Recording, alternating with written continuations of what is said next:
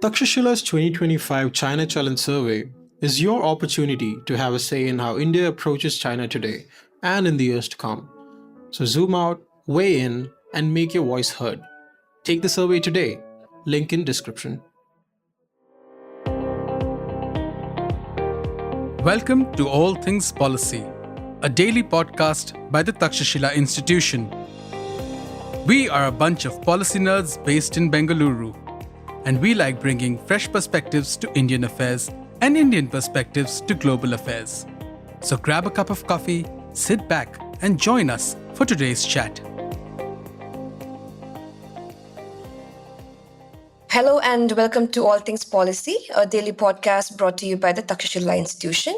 I'm your host, Wini Fred Gurung, Communications Manager here. And today we discuss about Nepal, a country that is navigating a complex and challenging transition. So joining us today to discuss this, we have Professor S.D. Muni, Professor Emeritus at JNU. He has also served as India's Special Envoy to the Southeast Asian countries. Hi, Prof. Muni.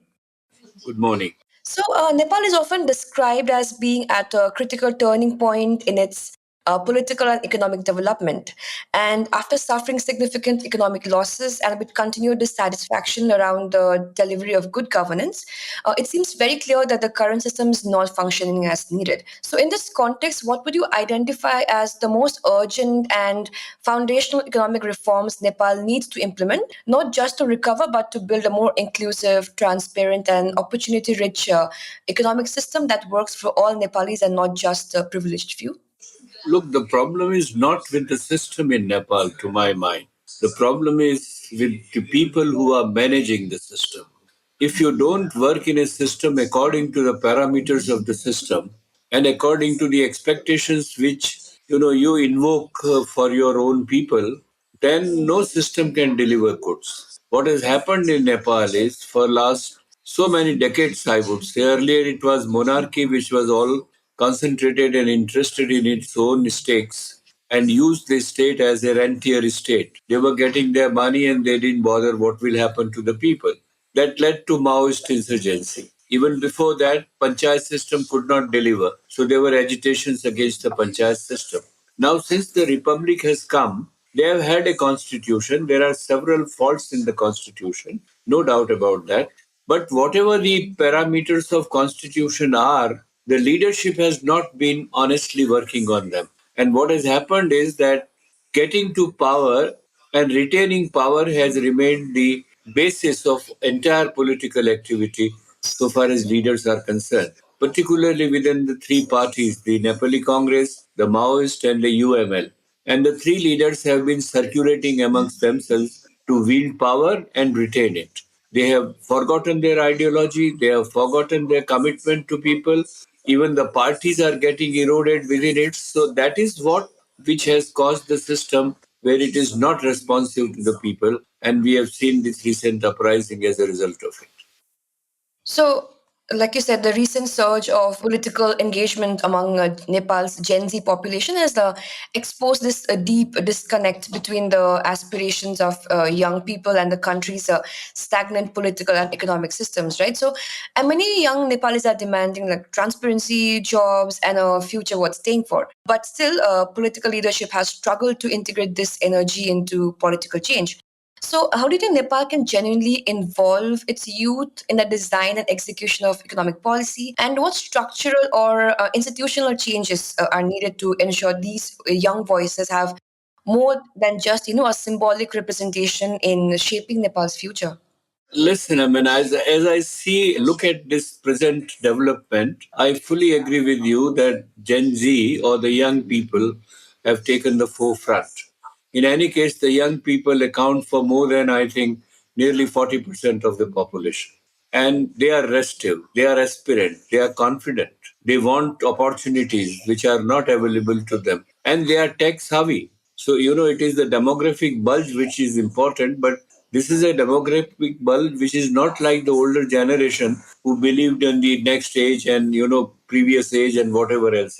They want the outcome right now. That is true, therefore, that the young generation have taken the lead. But make no mistake, the disenchantment goes down to the entire society. Even the earlier generations, you look at the Nepali media.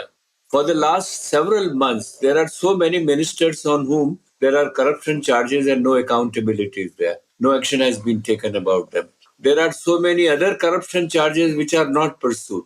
Even the Truth and Justice Commission during the Maoist insurgency, there are many people affected. They have not been delivered justice properly. So it's a long story which has gone down into the society very deeply. And that has disturbed the new generation, which has energy, which has confidence, which is asserting itself, and which wants results. So they are the one who have done it. Now, in order to integrate them back into the society, you need an overall work. And the first agenda has to be real democratization of the political system, in which those who are not entrenched can also enter. And this is where it can open the young people. But even on the top of it, look at the economy. Nepal has two sectors which are very productive, but they are not working. One is the hydropower. The other is tourism sector. You need a lot of infrastructure for developing tourism.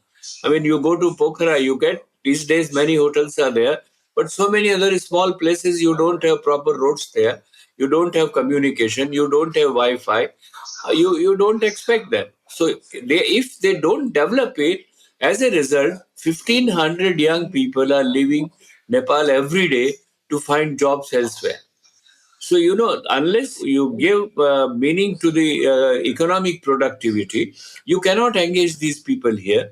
Unless you open the political space for others on the equality basis, rather than on corruption, just winning elections by one manipulation or another manipulation, people cannot come into the system.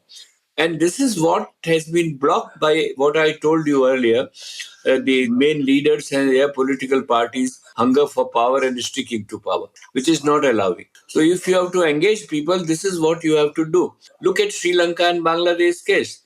The youngsters who were in the forefront have been integrated into the system. In Sri Lanka, the AKD and JVP has come to power. In Bangladesh, youngsters have their representation in the executive now. This is not true in Nepal so far.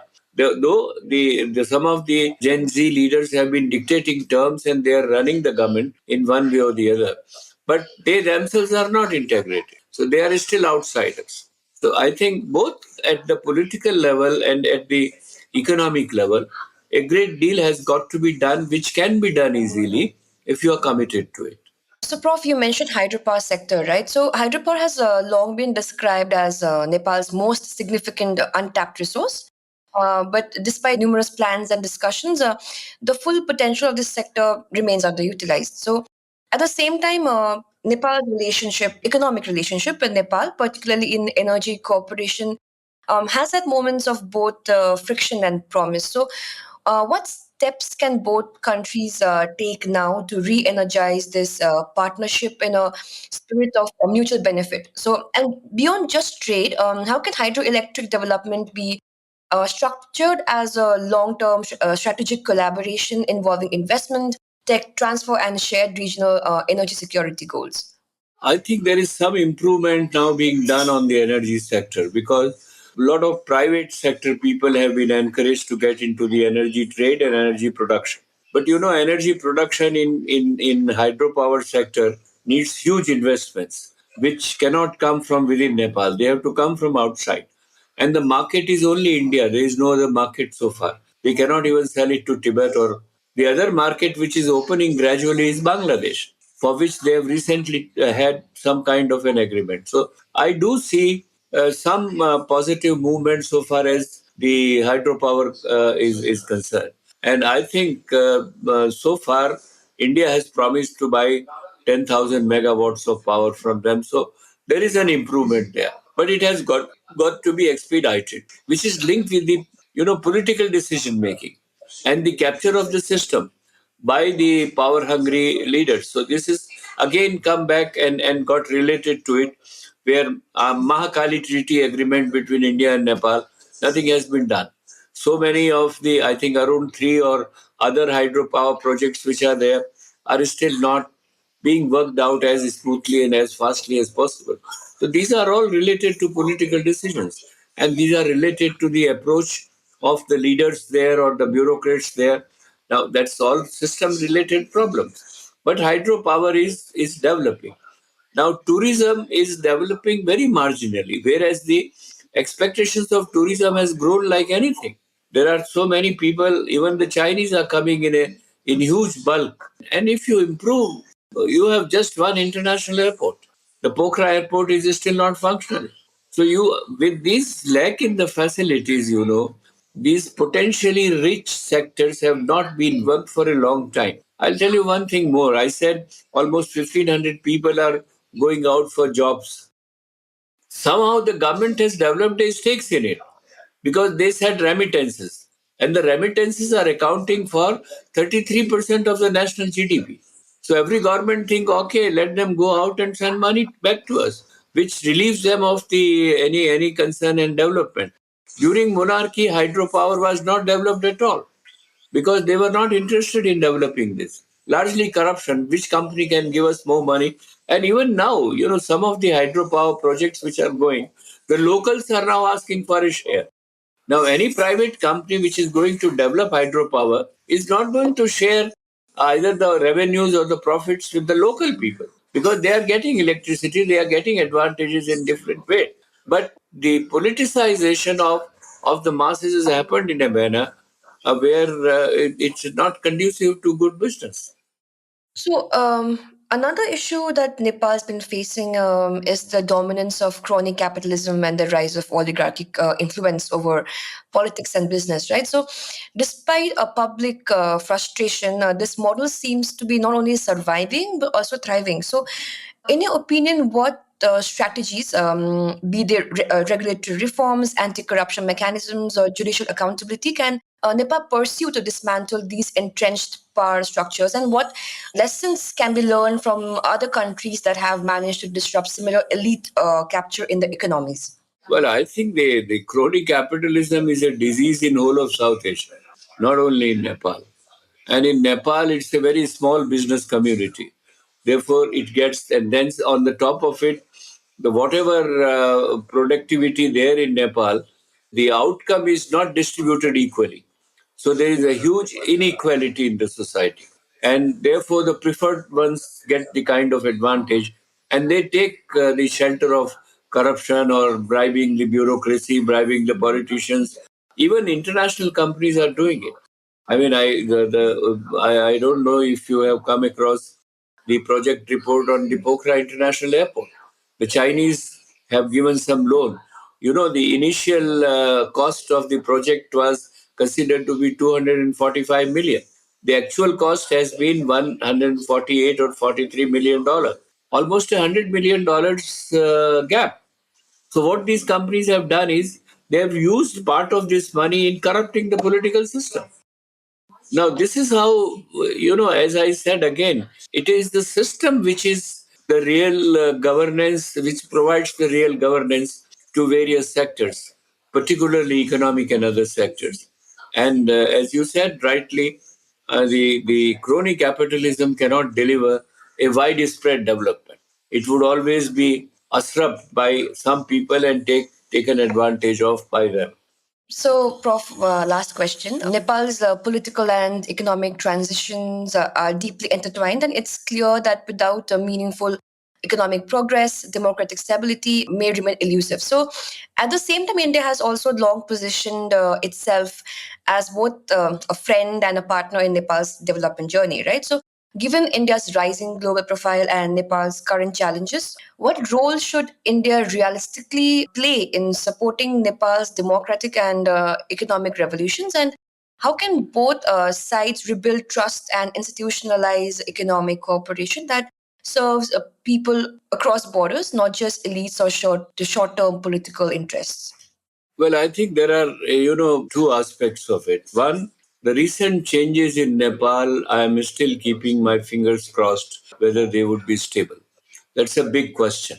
The interim government of Dr. Sushila Karki, which has come to power, facing a lot of challenges. All the political parties which have been thrown out are against them. The Gen Z, which brought about this change, are deeply divided inside within themselves. They are totally fragmented. They have no particular opinion about it. The royalty is waiting on the margin to get back and control the system there. So Unless you have this political stability, it is impossible to talk about anything. And I tell you, no foreign country, even the best of your friends like India or even China, would not come in unless they see political stability and safety of their investments or whatever they are doing. So, first very condition is this political stability, and I don't see very reassuring signals in the near future. I hope that that way situation would improve and go about it.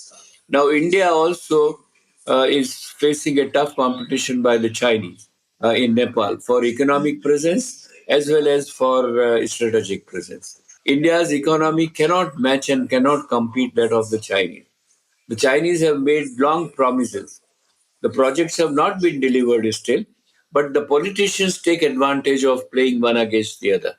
And in the process of playing one against the other, they shuffle the sensitive political sensitivities of both the neighbors, particularly India, because India thinks Nepal is a special friend of ours, and India has been always the first responder to all the crises, whether it is earthquake or whether it is floods now which are taking place or a political crisis.